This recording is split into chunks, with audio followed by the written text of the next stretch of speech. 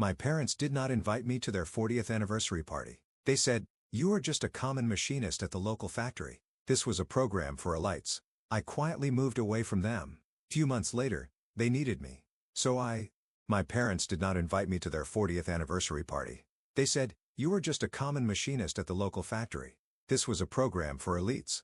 I quietly moved away from them. Few months later, they needed me. What happened next will shock you. Hello, thank you for your continuous support. This means a lot to us. If you enjoy the stories we share, kindly subscribe to this channel. It will be great if you can leave a comment on which city you are watching from. We might just give you a shout out in our next story. Today's special shout out goes to Sharon from France. We are glad you enjoy our stories. Now let's dive into the details of today's story. I never saw it coming. That's the honest truth. My parents' 40th anniversary was supposed to be a big deal. 40 years of marriage, a milestone I figured I'd be part of. I was wrong. It hit me like a punch to the gut when Mom called that Thursday afternoon. I'd just gotten off my shift at the factory, hands still smudged with grease, when the phone buzzed on my kitchen counter. Her voice came through sharp, like she'd rehearsed it. "Jacob, about the anniversary party." She started. No hello, no warmth.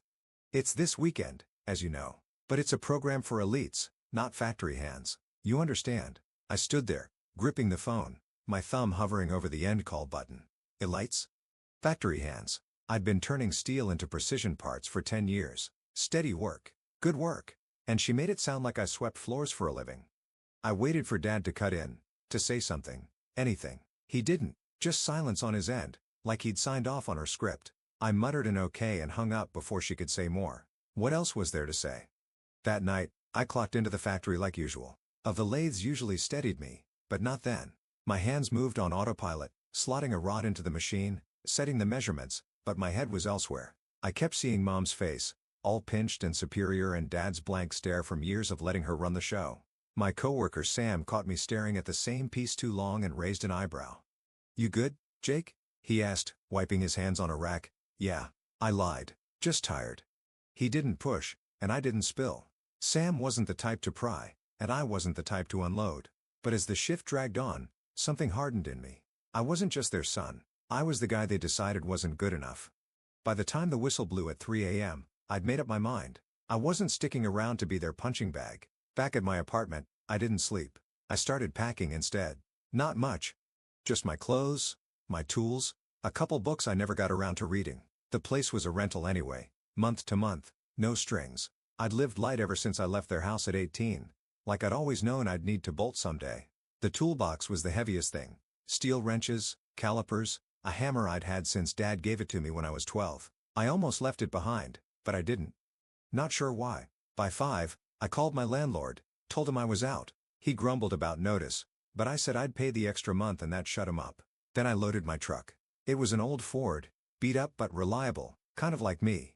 I took one last look at the apartment, bare walls, a couch I'd never liked, and locked the door. The plan was simple.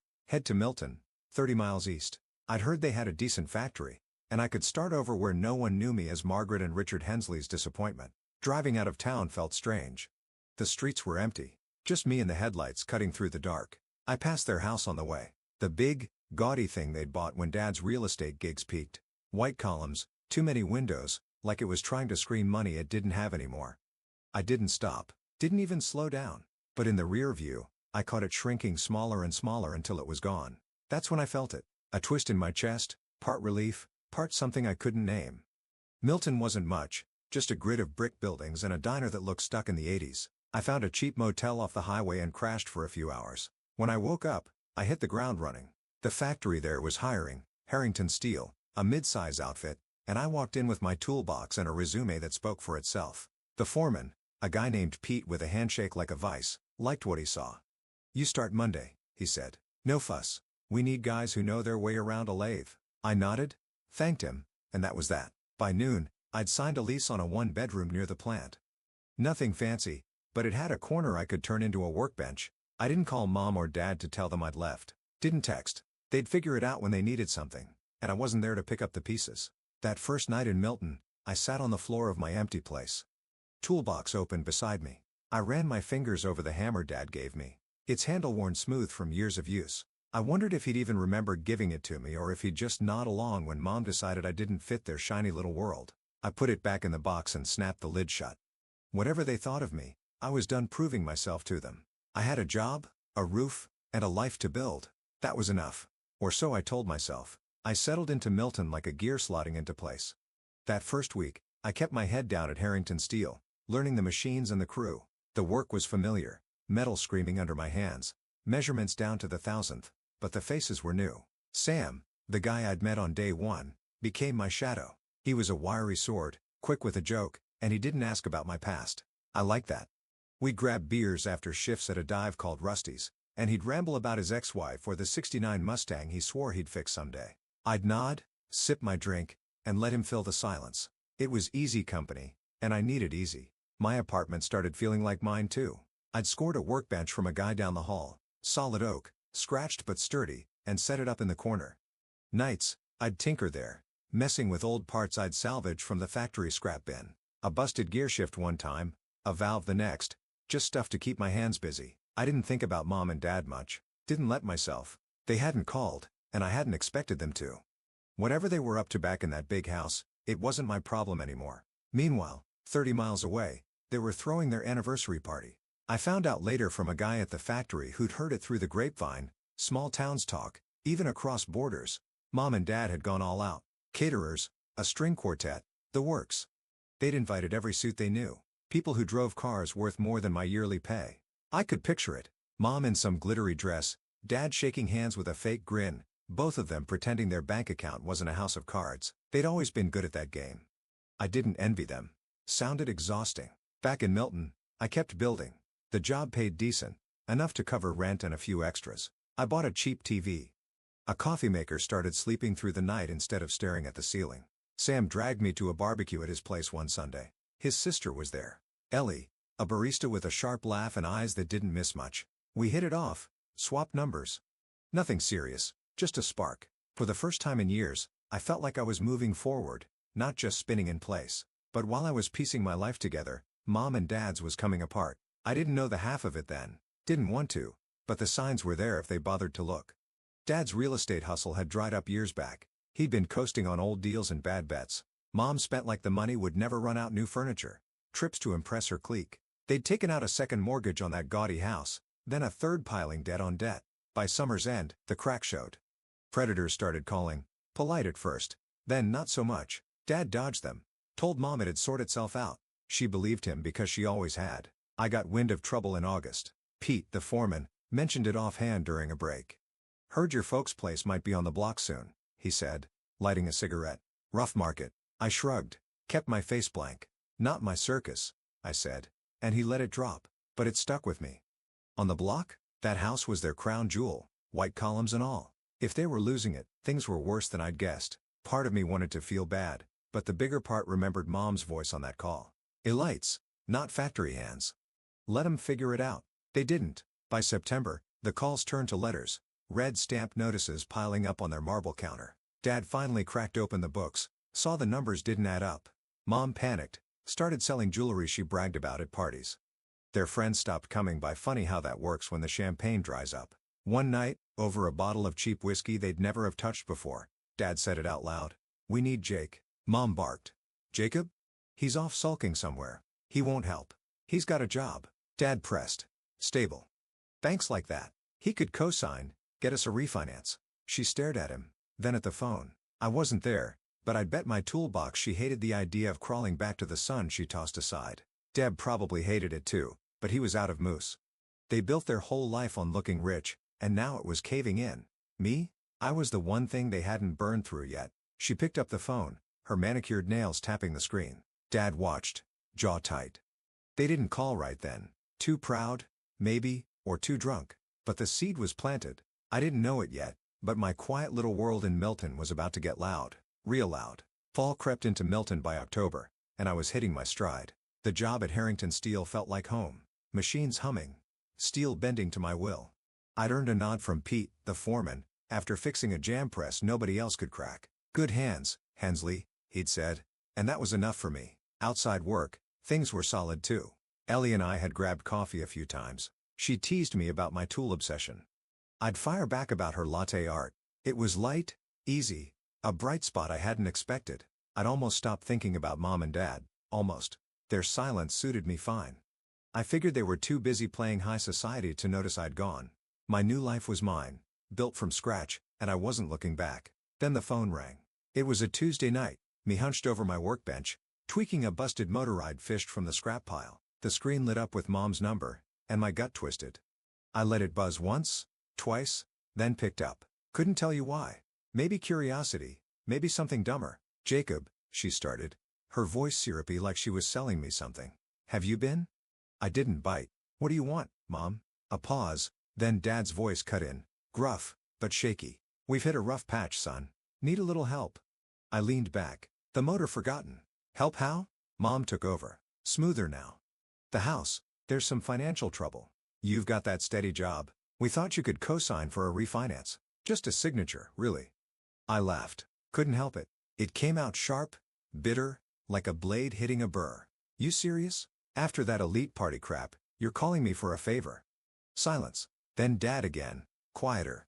"We're in deep, Jake. It's not a game." I pictured them in that overdone kitchen, Mom clutching her pearls, Dad staring at his shoes. Part of me wanted details. How bad was it? How'd they sink so low? But the bigger part remembered her words from months back, slicing me down to nothing. I gripped the phone tighter.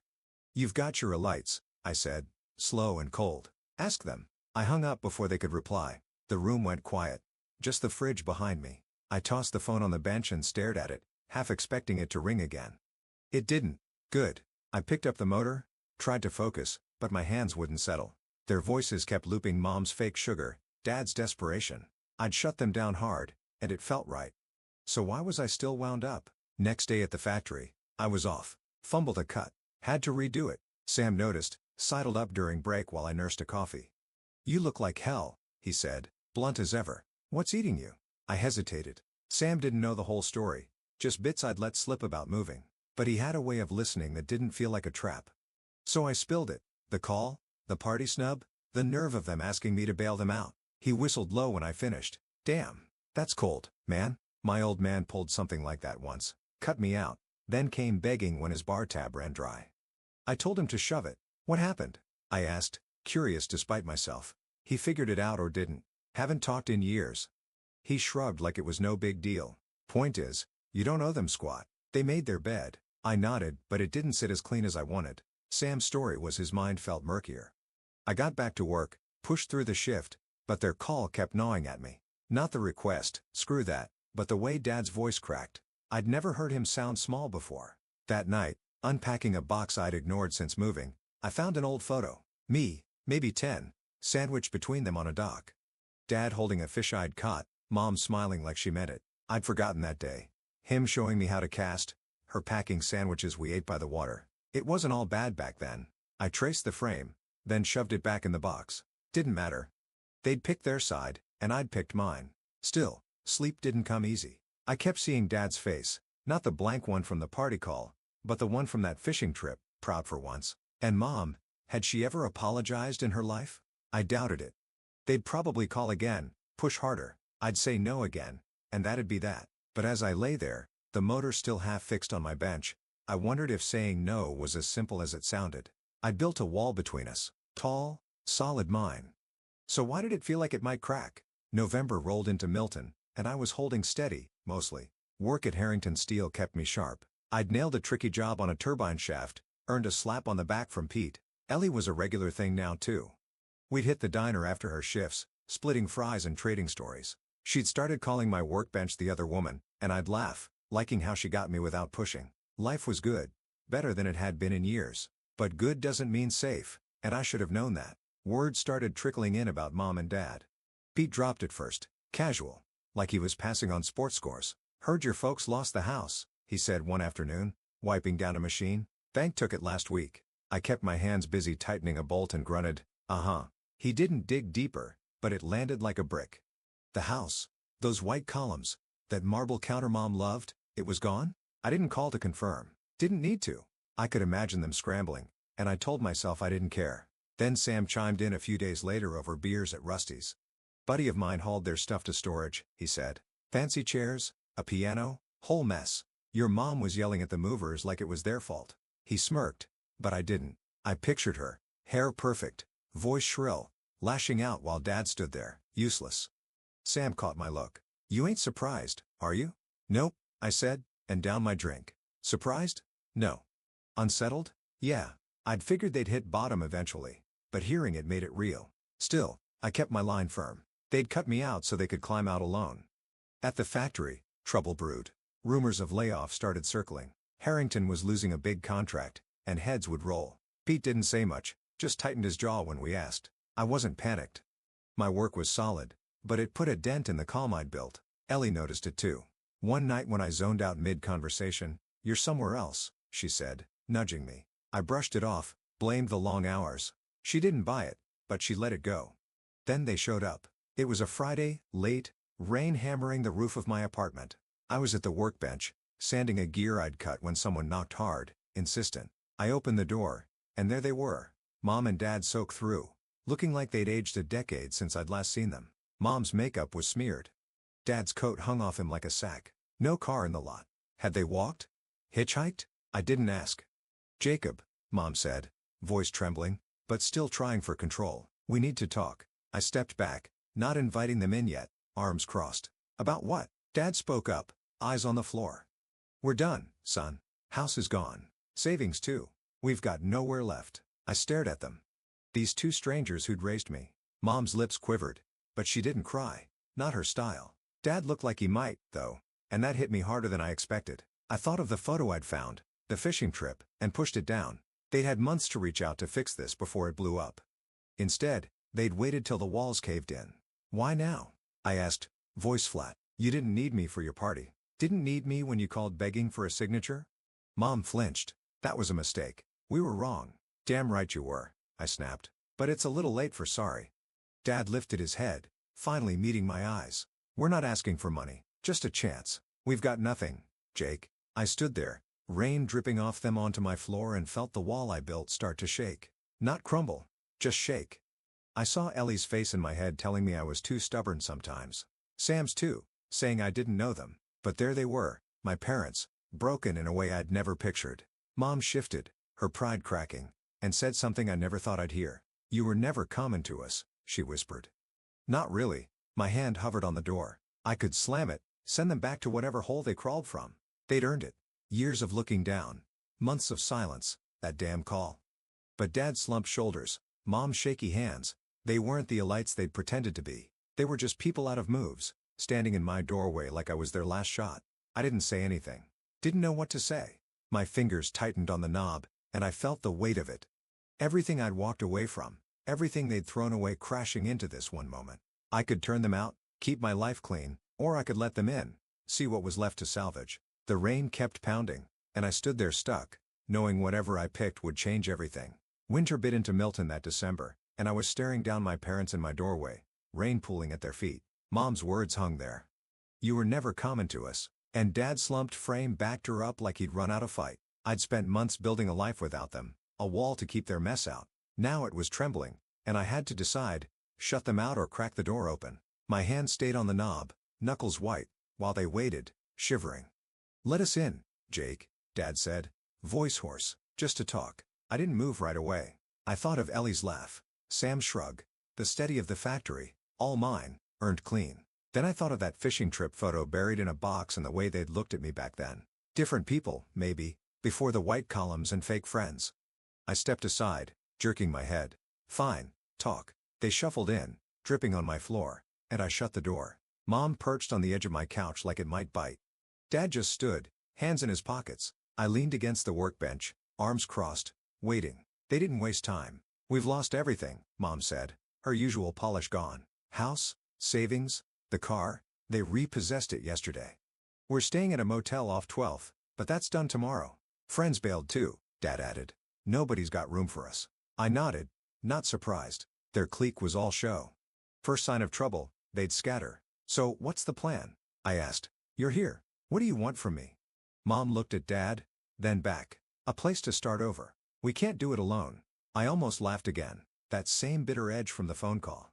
"Start over? You had a shot months ago. I told you to ask your elites." "We tried," Dad snapped, then softened. "They're gone. You're all we've got." That hit different. Not the guilt trip. I wasn't buying that, But the truth of it.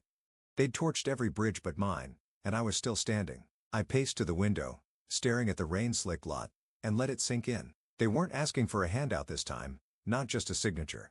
They were asking for me. I turned back, mind racing. The factory was shaky. Layoffs hit that week. But Pete kept me on, said my work was too good to cut. I had savings, a roof, a life. They had nothing, but I wasn't some charity case son ready to roll over. If I did this, it'd be my way. Okay, I said, slow, watching their faces lift. I'll help. But the house, I'm getting it back. My name on the deed. You live there because I say so, and that elite garbage stops now. No games, no looking down. You agree, or you're out. Mom's mouth opened, then shut. Dad blinked like he hadn't heard right. The house, he said. Bank's got it. I'll figure it out. I cut in. I've got a job. Credit. You don't take it or leave it. They didn't argue. Mom nodded first quick like she grabbed a lifeline. Dad followed, slower but firm. Deal, he said. I didn't trust it to be smooth. They'd spent decades on their high horse, but it was a start. I grabbed my keys. Motel's done tomorrow? Get your stuff. You're crashing here tonight. We drove in silence, my truck rattling through the storm. Their room was a dump-stained carpet, one bag each. They'd sold or lost the rest. Back at my place, I threw blankets on the couch, pointed them there. We'll sort it tomorrow. They didn't argue that either. Next week, I made calls. Bank wouldn't budge at first. Foreclosure was final. But I found a guy, a realtor Sam knew, who sniffed out an auction date. I bid what I could, scraped every dime, and won it. Not cheap, but mine. The white columns looked smaller when I drove up, keys in hand. Mom and Dad trailed me inside quiet like they didn't recognize it without their old life plastered on it. Factory settled too, layoff stopped, and Pete hinted at a race. Ellie stuck around, unfazed by my new tenants. You're a softie, she teased once, and I smirked. Didn't deny it. Maybe I was a little. That first night in the house, I left them unpacking and headed back to Milton. My workbench was calling. I'd started a gear project, something small but tricky. I sat there, tools in hand, and worked it slow. The metal gave under my fingers, precise, clean. I heard Mom's voice through the wall, soft, talking to Dad about where to put a lamp. No yelling, no orders, different. I fitted the gear into its slot, tested it. Click perfect, smooth as anything I'd made. I leaned back feeling the weight lift, not all of it, but enough. The house was mine now. Their lifeline too. We'd figure out the rest day by day. No promises. They'd hurt me deep, but I'd pulled them up anyway on my terms. That was the measure of it. If you like this story, hit that like button and subscribe for more. Drop a comment. Would you have let them in or shut the door? Let's hear it. New stories drop every day. Don't miss out. See you soon in our next story.